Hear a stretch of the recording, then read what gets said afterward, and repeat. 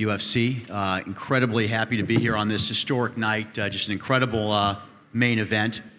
Before we get started, I want to thank a few people and organizations. First of all, I want to thank the Marvel Stadium that hosted this event here in Melbourne. An incredible facility, and the team here was first class. So happy to be back here. Also, I want to thank our partners from the sports ministry, Martin Pakula, and of course Visit Victoria Chairman Peter Bingaman. Without Visit Vic, we would absolutely not be here, and we couldn't be prouder to be partnered with them. Historic event here tonight in Melbourne. The gate tonight was approximately 8 million Australian dollars, 5.5 million US. Attendance, you've already heard this from Dana White, but in excess of 57,000, 57,127. And as far as the bonuses, I think everyone can probably guess fight of the night was Malarkey versus Riddell. That was incredible. And of course, the performance of the night, we had De Castro and of course Israel Adesanya with an incredible win. I'll be happy to take a couple of questions if you've got them. Yeah, the attendance, not to be a downer, look, there were some empty seats in there tonight. I don't remember seeing those as much in the Rousey-Holm fight. Is the 57,000, is that verified? Yes, it's well. First of all, there were, if you probably remember this, maybe you blocked it out of your mind, but there certainly were some empty seats in the Rousey event. Obviously, big arena, and of course, you know, we couldn't fill every seat, but yes, that's the number. We're counting. Fair enough. Them all up. I wanted to ask you about the entrance, just the decision tonight to have Israel, you know, have that entrance that he had. You know, typically that's not something we see in a UFC event. So I'm curious what kind of discussions were had behind the scenes, you know, concerns for his well-being on the way to the cage, and to come to that decision that, yeah, we're going to let this guy do this. Yeah, I don't know if there were any concerns for his well-being, but of course, you know, that was specifically approved by Dana. You know, Dana typically does not allow things like that, but he allowed it in this occasion. I thought it was great. I mean, I thought, you know, the intro was incredible, and obviously a great event following that incredible intro. Yeah, and a star-making performance for Israel. I'm curious, as a company, I mean, you take like Conor McGregor, who was an international superstar.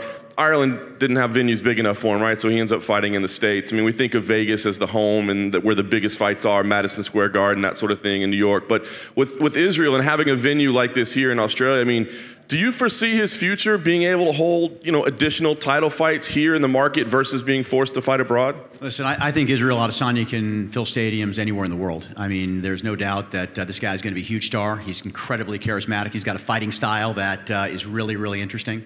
And he's got an incredible personality. So I think you're going to see him involved in a lot of big events in Vegas, in Australia. Who else? Who knows where else? But a lot of big events for this guy in his future.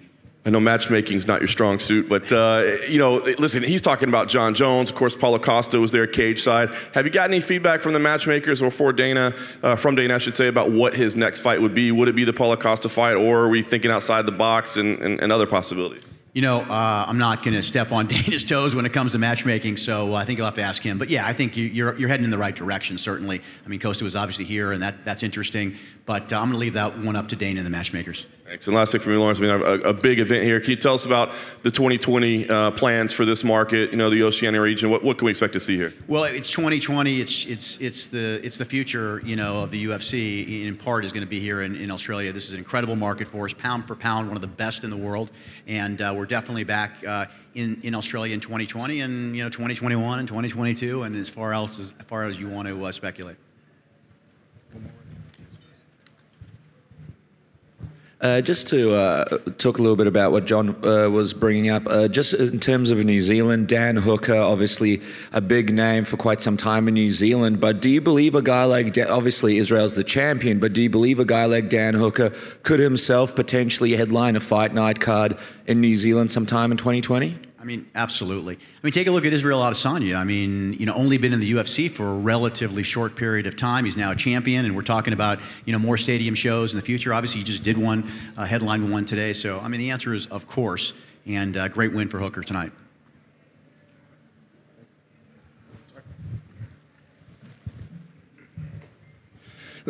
Recently, we saw through some of the stuff that came up through the antitrust lawsuit, talking about the UFC's plan and assuring investors that we can keep fighter portion of revenues at 20% or below. I mean, when you compare it to other sports leagues where the split is a lot closer to 50-50, do you think 20% is fair as a percentage of revenue for the fighters?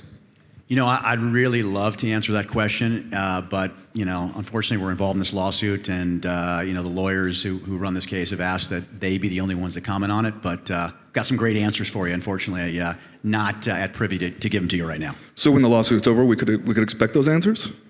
You know, when the lawyers say it's cool for me to talk about it, but trust me, I'm eager to talk about and answer that question. I could spend about 30 minutes explaining to you a lot of things about it, but unfortunately I'm not in a position to do that. Thank you.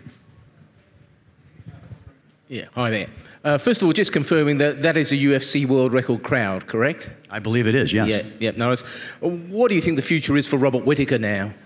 Well, you heard it from him. I mean, he's not going away.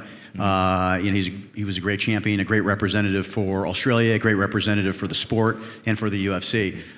So you heard it from him. He's not going away. I said I'll leave that one up to Dana and the matchmakers, and of course Robert and his team to decide, you know, what are his next moves in the UFC. Thank you. Thank you, Lawrence. Thank you, guys. Appreciate it.